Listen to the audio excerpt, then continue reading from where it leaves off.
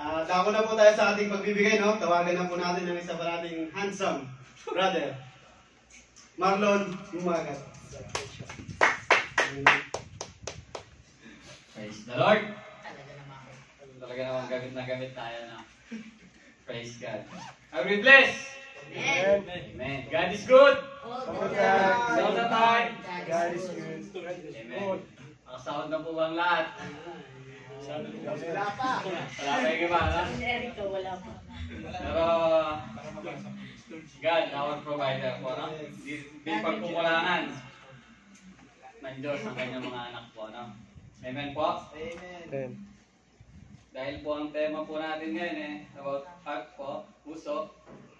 Yan din po, no? Gamit na po ito, no? Actually po, nakailang exam na po ito, no? Sabi ko, Lord, ano kayang magandang ibigay na verse, Lord? Wala yan lang. Sabi niya, sabihin mo lang kung paano, no? Paano ako ginamit na magbigay dito, no? Paano na ako yun ng Lord na tinuruan maging generous, no? Ito po sa 2 Corinthians 9:7. Each of you should give what you have decided in your heart to give, not reluctantly or order or compulsion, for God loves a cheerful giver. Sa Tagalog po, magbigay ang bawat isa ayon sa grasya ng kanyang puso. Huwag mabigat sa loob o dahil sa kailangan, sapagkat iniibig ng Diyos ang nagbibigay ng masaya. Yes, Lord, muli pinupuri ka namin, Lord. Tinatas ka namin, Lord, sa oras na to, Lord. Lord, isang pa, Lord, ako'y lumalapit sa iyo, Lord. Nagpapakumbaba, nagpapakalinis, O Lord. Humingi ng kapatawaran, O Lord, sa aking nasabi, naisip, nagawa, Lord, na di kalugod-lugod sa iyo, Lord. Tawarin mo po ako, Lord, upang ako'y kalugod-lugod sa harapan ng Lord. Minsan pa, Lord, maraming salamat, Lord. Muli, ginamit mo po ang inyong lingkod upang magayag ng iyong banal na salita. Holy Spirit, ikaw po ang manguna, bigyan mo po ako ng knowledge and wisdom na nagmumula sa iyo. Ganun din po, Lord, tinataas ko po ang bawat kapatiran, Lord, ang bawat mga puso at isipan nila, Lord, na makapagbigay po kami, Lord, ng masaya, maging excited po kami sa pagbibigay sa iyo, Lord. And by faith, Lord, O Lord, ikaw po ang magpo-provide lahat ng pangangailangan namin. In Jesus' name we pray. Amen. Amen. Pwede na po ba lahat? Pwede na. Sige po. Yun po lang. Sa Tagalog po yun po na magbigay ang bawat isa yun sa kanyang ipinasa sa kanyang puso, huwag magbigat sa loob o dahil sa kailangan sapagkat tinibig ng Diyos ang magbigay ng saya, no? Yun po, no? Dito po sa paglilingkod natin sa Panginoon, lagi ko sinasabi, puso. Diba? Puso ang kailangan natin sa paglilingkod sa ating Panginoon po, no? At kung paano habang nilalakaran natin ang Panginoon, no? Lalo na sa mga bago, no? Sabi nga, glory to glory, na ituturo sa inyo ng Panginoon tulad ko, kaya ako nakakatayo dito, no? Dahil glory to glory, tinuruan ng Panginoon kung paano magtiwala, no? Sa pagbibigay sa ating Panginoon. And glory to God po, hindi naman po tatagal ang ating simbahan ng 21 years without the generosity po, no? Lalo-lalo na po yung mga nauna sa atin, no? Salamat po sa kanila, no? At ngayon po tayo yung new generation po, no? Kailangan po ipagpatuloy po natin yun. Sa paanong paraan po, no? Yung pag-invest po natin, no? Sa Kingdom of God ng ating Panginoon, no? Upang sa susunod na buwan man o taon, no? Mali mo, yung isang nakaupo dyan, anak mo na. Di ba? Papasalamat ka sa Panginoon, Lord. Salamat. Dahil ginamit mo ako na mag-invest sa simbahan na yon. Andun yung anak ko ngayon na nagpapatuloy, no? Makilala ka, no? Ganun po, no? Na maging ano po tayo, no, sa pagbibigay sa ating Panginoon po, no? Tingnan naman po, no, na lagi kong sinasabi dito na lahat ng meron tayo, no, na galing sa Panginoon, no? At itong pagbibigay natin, lagi nating i-honor, no? Lagi natin ibigay sa isipan natin, no, puso natin, no? Na lahat ng meron tayo, no, belong to God, no? Lagi natin siyang pasalamatan, no? Anumang sitwasyon, no, na meron tayo ngayon, no? Dahil ako sa paglilingkod ko talaga, lagi ko sinasabi dito na dinanas ko talaga, no? Pero yung pagtitiwala ako sa Panginoon, no, hindi nawala yun. Hindi ko iniwasan na mawala sa kanyang presensya. No? Kaya po yung pagbibigay natin sa Panginoon, sana yung talagang masaya. No? Yung pagdating ng sahod natin na alam mo na yung bibigay, unahin mo isipin kagad yung kay Lord. No? Unahin mo yung kay Lord at yung mga iba pa na bayarin mo mga bills. No? Siya na yung magsusupply na. No? Amen. Patuloy tayong magtiwala sa ating Panginoon. No? Sabi nga sa salita, no? Ang nagbigay sa atin, no? Ang Panginoon, no? Sa kanyang generous, no? Di ba? Alam ko, pinarihin ito ni Pastor Kanaran, di ba? Yung John 3:16, di ba? Ano nga po yan? Sapagkat ganun na lang ang pag-ibig ng Diyos sa sanlibutan. Binigay ng kanyang bugtong na anak upang ang sino mang sumampalataya sa kanya ay hindi mapahamak, kundi magkaroon ng buhay na walang hanggan, no?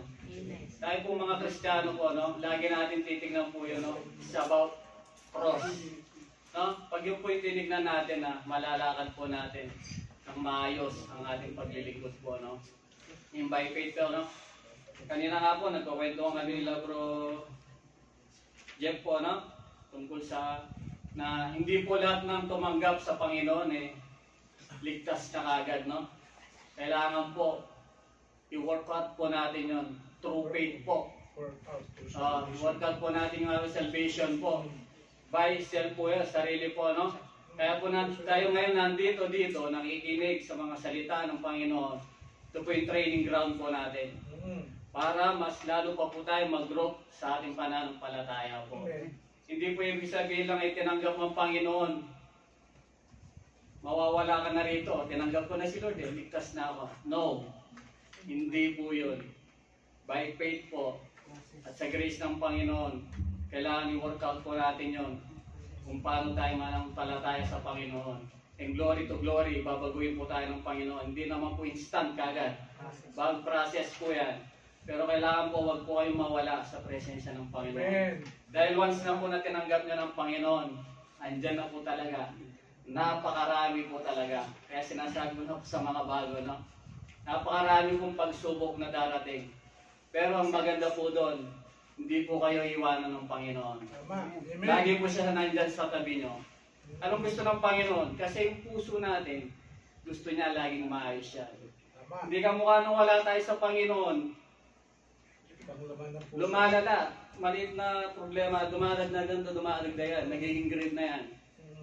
Dumadami. Ngayon, pag nakakilala ka na sa Panginoon, sa pinakamaliit, gusto ng Panginoon, tinatanggal niya yan. Lililinis niya yan. Gusto niya, siya maghari sa piling puso.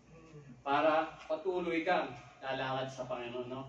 Mga kapatid yun lang, no? Lagi natin na hingin sa Panginoon na yung puso natin, no? Maayos, no? At itong pagbibigyan natin sa Panginoon, excited tayo. Kasi nag-i-invest tayo sa Kingdom of God, no? Diba? Sabi ng Panginoon, kung nasa iyong kayamanan, nandun dapat ang iyong puso. Diba? Nasaan ba yung puso mo? Kung na kay Lord, diba? Doon tayo kay Lord. Ibigay natin yung buong trust natin kay Lord. Suko natin sa Kanya. At si Lord na ang magsusupply lahat ng ating pangangailangan. Amen po? Magbigay na po tayo sa ating Panginoon.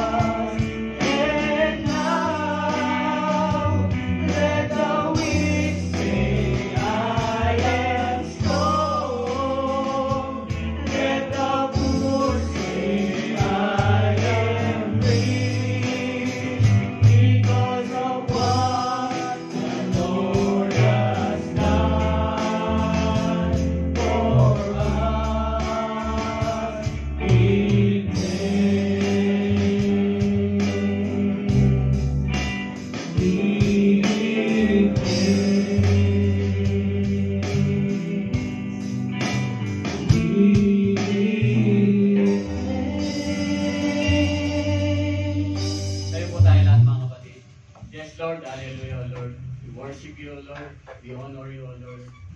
Lord, minsan pa, Lord, tinatas po namin sa iyo, Lord, ang mga kaloob na to, Lord. Salamat, Lord, sa mga biyaya na to, Lord. At minsan pa, Lord, salamat, Lord, sa bawat kapatiran, Lord, na nag-invest sa iyong kingdom mo, Lord. Lord, patuloy mo pagpalain ang bawat isa, Lord, na makapatiran, O Lord. Lord, nakikita mo po anong pangangailangan ng bawat isa, O Lord. Ito po'y laging tinataas sa iyo, Lord. Kung nangangailangan po ng kagalingan, O Lord, pagalingin mo po sila, O Lord. Kung nangangailangan po ng financial, O Lord, ikaw po magsusupply nito, O Lord. Lord, patuloy mo po kaming turuan, O Lord. Patuloy po kaming mahuwaw sa iyong salita, O Lord. At Lord, isang pa tinataas po namin sa iyo, Lord, ang mga bawat puso po namin, O Lord. Lord, pagharian mo po ito, O Lord. Ikaw lang po ang manguna sa bawat mga desisyon namin sa buhay, O Lord. Lord, salamat sa patuloy na provision mo po, Lord, sa bawat isa sa amin, Lord, sa aming mga pamilya, O Lord. Lord, isang pa tinataas po namin ang mga bawat kumpanya namin pinagtatrabuhan, O Lord. Lord, patuloy mo itong pagpalain, Lord, ang mga kumpanya na to, O Lord. Upang ito maging daluyan, O Lord, ng pagpapala po sa amin, O Lord. Maraming salamat po, O Lord. In Jesus' name we pray. Amen. Amen.